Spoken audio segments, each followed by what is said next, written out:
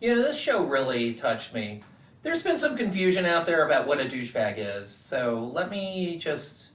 There was a talk, some lecture on douchebaggery, and I just want to clarify. I have a snippet of it. Next topic is the ASPI diagram. The ASPI diagram was developed by R. Saggar during the financial crisis. Some of the innovations are it uses the intelligence model for douchebag definition. We'll go into a little bit of the current research and some limitations of it, and then we'll go into some case studies. And again, this will be on the midterm, so please pay attention. Actual intelligence is on the x-axis, self-perceived intelligence is on the y-axis. So when your actual intelligence is equal to your self-perceived intelligence, you see the line of self-awareness. So this is kind of a theoretical line. No one is exactly in tune with their intelligence, so there's a range that was developed, approximately 10% above or below. At the bottom end is the threshold of humility. Below that is kind of maybe you need some therapy. Above the line is the zone of healthy confidence. That's beyond that is the threshold of douchebag. So in the classic theory, anything above the threshold of douchebag is considered douchebag. But the follow-up refinements bring into the discussion the first and second standard deviation. We see the first standard deviation, which is IQ of 115. The second is 130.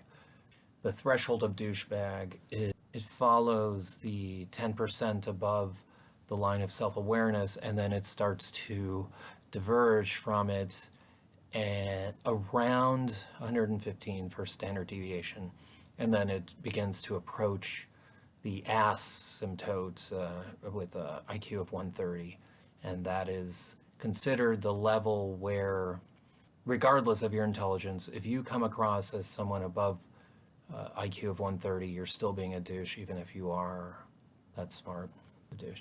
So in the current climate of sensitivity, we go to the lower standard deviation for actual intelligence, and 85, and anything below that is considered in bad taste to be called a douchebag. So that area is kind of omitted, and you can see that the green area there, so if you fall within that range, you are a douchebag.